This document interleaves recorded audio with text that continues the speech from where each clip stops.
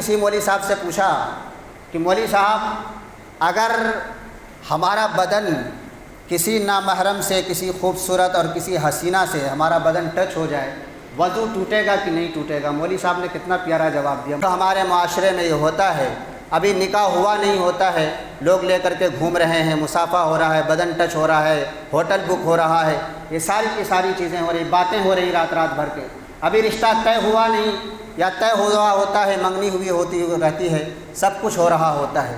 یہ کتنا بڑا یہ زنا ہے۔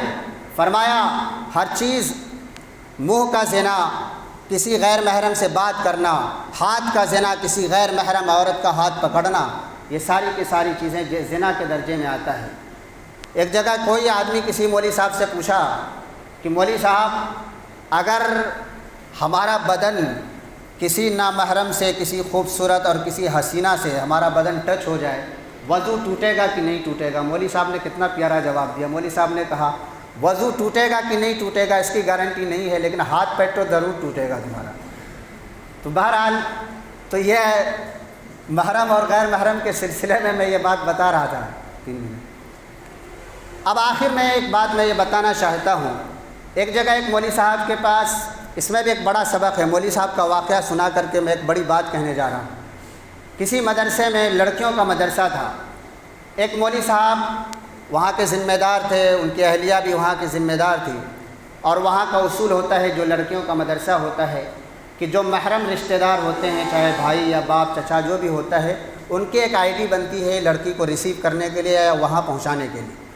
تو ایک دن جب چھٹی ہوئی تو اس کے جن کی آئی ڈی بنی ہوئی تھی، جو اس کا محرم تھا، بھائی تھا، وہ نہیں پہنچا، کسی اپنے خالہ زاد بھائی کو بھیج دیا جو کہ اس کے لیے نامحرم تھا، اور وہ فون کر دیا محتمم صاحب کو کہ آج ہم نہیں آ پائے ہیں، ہم نے اپنے کزن کو بھیجا ہوا ہے، آپ ہماری بہن کو اس کے حوالے کر دیجیے۔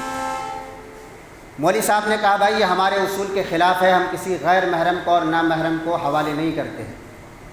تو اس لڑکے نے کہا کہ مولوی صاحب ہم کو اس پر اعتبار ہے، آپ ان کے حوالے کر دیجئے۔ اب جو اصل میں بات ہے وہ یہ ہے، مولوی صاحب نے کہا کہ بھائی تم کو تو اعتبار ہے، لیکن اللہ اس کے رسول صلی اللہ علیہ وسلم نے منع کیا ہوا ہے۔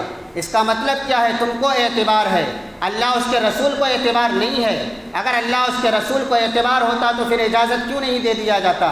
اللہ اس کے رسول کو اعتبار نہیں ہے، اللہ اس کے رسول کو اعتبار نہیں ہے کہ کوئی عورت کسی غیر محرم مرد کے ساتھ سفر کرے، کوئی عورت کسی غیر محرم، کسی چچا زاد بھائی کے ساتھ، کوئی پھوپھی زاد بھائی کے ساتھ، کسی دیور کے ساتھ یا جیٹھ کے ساتھ اس کا سفر ہو، یا ایک جگہ سے دوسری جگہ جائے۔ میرے محترم بزرگ اور دوستو، یہ کہہ کر کے یہ چیز آج ہمارے معاشرے میں بھی ہے۔ لوگ یہ کہتے ہیں، کوئی آدمی کسی گھر پر مہمان ہوتا ہے، اگر بہو سامنے پانی لے کر کے نہیں جاتی ہے تو گھر کے لوگ یہ کہنے پر مجبور ہوتے ہیں، گھر کے لوگ یہ کہنے لگتے ہیں ارے وہ کیا ہوا، تمہارا ماموں کا ہی تو لڑکا ہے، جانا چاہیے پانی لے کر کے، جانا چاہیے کھانا لے کر کے، جانا چاہیے ناشتہ لے کر کے۔ اس پر تو افسوس نہیں، لیکن اس کا جو شوہر نامدار ہوتا ہے وہ بیوی کو مجبور کرتا ہے کہ چلو پانی لگا دو، دسترخوان لگا دو۔ میرے محترم بزرگ اور دوستو، یہ بہت بڑا المیہ ہے ہمارے یہاں، ہمارے معاشرے کا ایک بہت بڑا المیہ ہے۔ آج ہمارے یہاں دوسرے چیزوں کا خیال کیا جاتا ہے، لیکن یہ جو بڑی چیزیں ہیں جس کی وجہ سے بڑے بڑے نقصانات ہو رہے ہیں، یاد رکھیے ہمیشہ نقصان پہنچتا ہے اس آدمی سے جس پر اعتبار ہوتا ہے، ہمیشہ نقصان پہنچا ہے اس آدمی سے جس پر اعتبار ہوتا ہے۔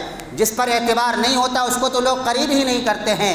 اگر کہیں زنا کے واقعات ہوئے، اگر کہیں کسی کی بیوی کو کوئی لے کر کے بھاگا، اس کی بنیاد اعتبار ہی بنا ہے، بے اعتباری نہیں بنا ہے۔ اس وجہ سے یہ بات کہنا کہ ہمیں اپنے پھوپھازاد بھائی پر اعتبار ہے اور ہمیں ہمارے خالازاد بھائی پر اعتبار ہے، اس کے ساتھ کہیں بھیج دینا، کہیں اسکول میں ایڈمیشن کرانے کے لیے بھیجنا، کہیں کسی سفر پر بھیج دینا، یہ سراسر قرآن و حدیث کی نافرمانی ہے، یہ سراسر اللہ اس کے رسول کی نافرمانی ہے۔ اللہ تعالیٰ سے دعا ہے کہ اللہ تعالیٰ ہم سب کو صحیح سمجھ عطا فرمائے۔